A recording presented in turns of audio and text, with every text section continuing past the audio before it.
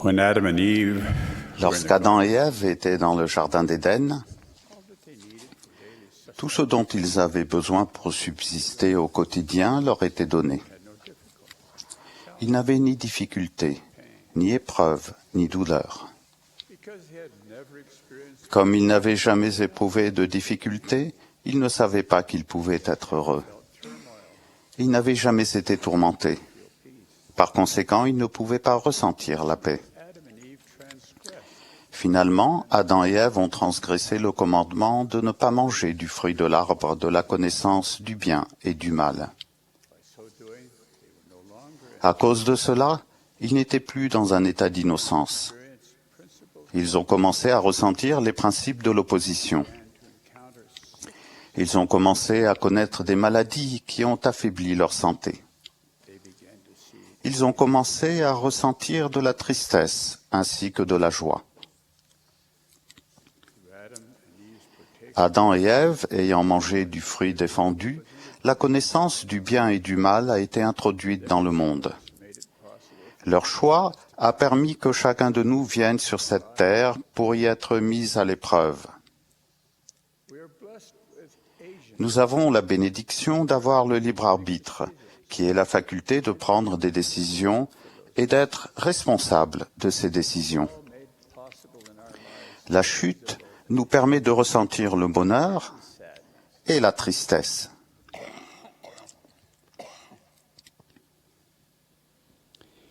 Nous sommes capables de comprendre la paix parce que nous ressentons des tourments.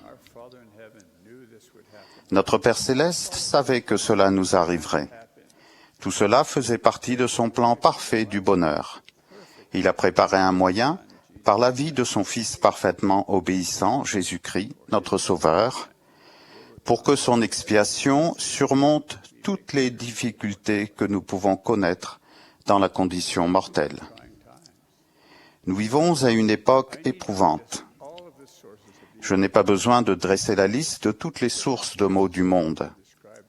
Il n'est pas nécessaire de faire la liste de toutes les épreuves et de tous les chagrins qui peuvent faire partie de la condition mortelle. Nous sommes tous parfaitement conscients de nos propres problèmes, de tentations, de souffrances et de chagrins. On nous a enseigné dans le monde prémortel que notre but en venant ici-bas était d'être mis à l'épreuve.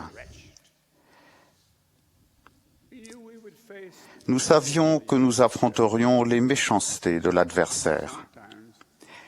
Parfois, nous sommes plus conscients des aspects négatifs de la condition mortelle que des aspects positifs. Le prophète Léhi a enseigné « Car il doit nécessairement y avoir une opposition en toutes choses. » Malgré toutes les difficultés de la vie, nous devons prendre le temps d'exercer activement notre foi. Cet exercice fait que le pouvoir positif de l'expiation de Jésus-Christ, porteuse de foi, se manifeste dans notre vie. Notre Père Céleste nous a donné des outils pour nous aider à aller au Christ et à exercer la foi en son expiation. Lorsqu'ils deviennent des habitudes fondamentales, ces outils offrent le moyen le plus simple de trouver la paix dans les épreuves de la condition mortelle. Aujourd'hui, j'ai choisi de parler de 4 de ces outils. Tandis que je vous parle, vous pourriez évaluer l'usage que vous faites personnellement de chaque outil, puis demander au Seigneur de vous aider à voir comment vous pourriez mieux vous en servir. Le premier outil est la prière. Choisissez de parler souvent avec votre Père Céleste. Prenez le temps chaque jour de lui exprimer vos pensées et vos sentiments. Dites-lui tout ce qui vous préoccupe. Il s'intéresse aux facettes les plus importantes comme aux plus insignifiantes de votre vie. Faites-lui part de tous vos sentiments et de toutes vos expériences. Parce qu'il respecte votre libre arbitre, notre Père Céleste ne vous forcera jamais à le prier. Mais si vous exercez votre libre arbitre et l'incluez dans tous les aspects de votre quotidien, votre cœur commencera à se remplir d'une paix joyeuse. Cette paix vous permettra de voir vos épreuves d'une perspective éternelle. Elle vous aidera à gérer ces difficultés d'un point de vue éternel. Parents, contribuez à protéger vos enfants en les armant matin et soir du pouvoir de la prière familiale. Les enfants sont bombardés chaque jour par les maux de la lascivité, de la cupidité, de l'orgueil et par une horde d'autres comportements immoraux. Protégez vos enfants de l'influence profane négative en les fortifiant à l'aide des bénédictions puissantes qui découlent de la prière familiale. La prière en famille doit être une priorité non négociable de votre vie quotidienne. Le deuxième outil consiste à étudier la parole de Dieu dans les Écritures et les paroles des prophètes actuels. La prière nous permet de parler à Dieu. Il nous répond bien souvent au moyen de sa parole écrite. Si vous voulez ressentir et entendre la parole de Dieu, lisez ses paroles, étudiez les Écritures et méditez à leur sujet. Faites-en une partie intégrante de votre quotidien. Si vous voulez que vos enfants reconnaissent les murmures de l'esprit, les comprennent et les suivent, vous devez étudier les Écritures avec eux. Ne cédez pas aux mensonges de Satan qui voudrait vous faire croire que vous n'avez pas le temps d'étudier les Écritures. Choisissez de prendre le temps de les étudier. Il est plus important de se faire un festin de la parole de Dieu chaque jour que de dormir, d'aller à l'école, de travailler, de regarder la télévision, de jouer à des jeux vidéo ou d'aller sur les réseaux sociaux. Il vous faudra peut-être réorganiser vos priorités pour trouver le temps d'étudier la parole de Dieu. Si tel est le cas, faites-le. De nombreux prophètes ont fait des promesses concernant les bénédictions associées à l'étude des Écritures. J'ajoute mon témoignage avec cette promesse. Si vous consacrez du temps chaque jour à étudier la parole de Dieu, personnellement et en famille, la paix régnera dans votre vie. Cette paix ne viendra pas du monde extérieur. Elle viendra de l'intérieur de votre foyer, de votre famille, de votre cœur. Ce sera un don de l'Esprit.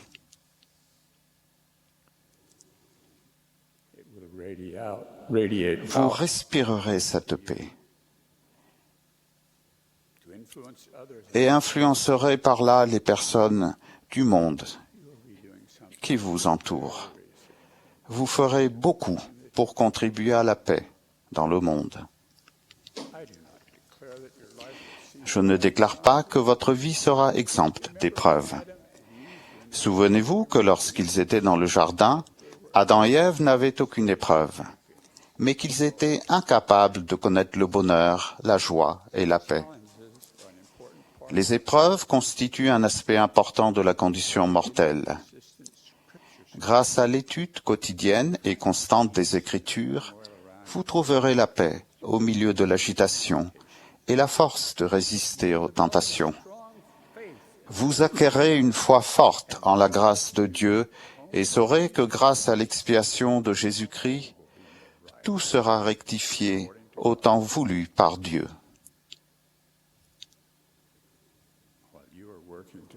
En travaillant à fortifier votre famille et à acquérir la paix, souvenez-vous du troisième outil, la soirée familiale hebdomadaire. Prenez garde à ne pas faire de votre soirée familiale une simple activité secondaire après une journée chargée. Décidez d'être ensemble, en famille, à la maison, le lundi pour la soirée.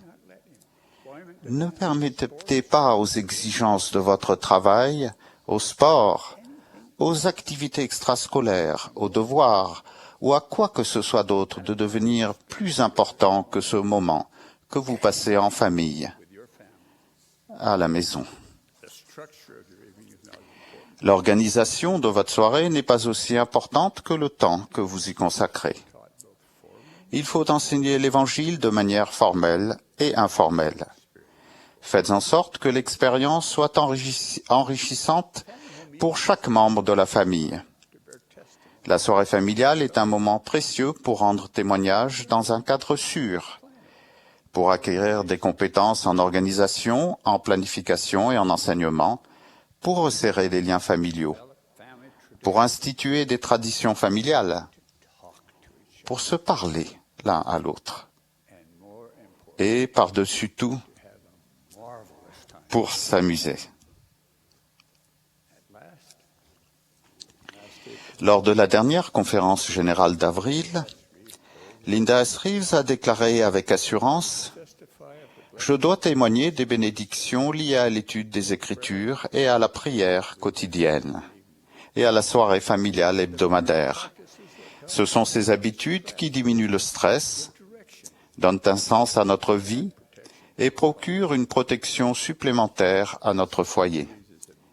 Sœur Reeves est une femme d'une grande sagesse. Je vous exhorte vivement à acquérir votre propre témoignage de ces 3 habitudes essentielles.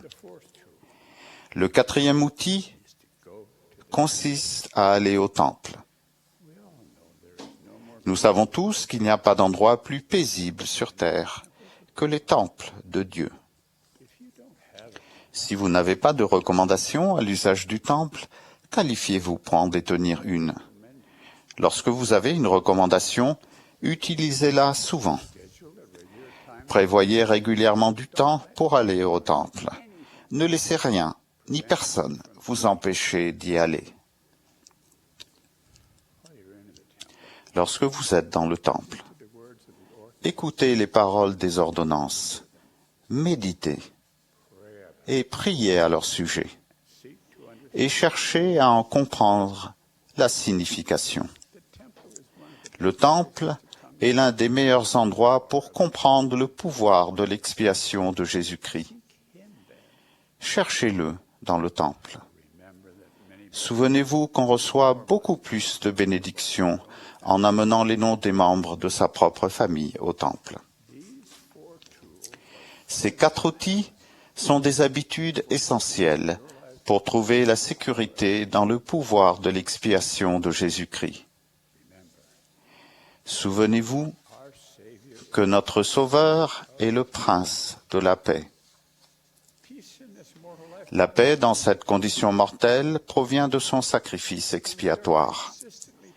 Lorsque nous prions constamment, matin et soir, étudions quotidiennement nos Écritures, tenons chaque semaine la soirée familiale et allons régulièrement au temple, nous répondons activement à son invitation d'aller à lui. Plus nous acquérons ces habitudes, plus Satan sera désireux de nous faire du mal, mais moins il en sera capable.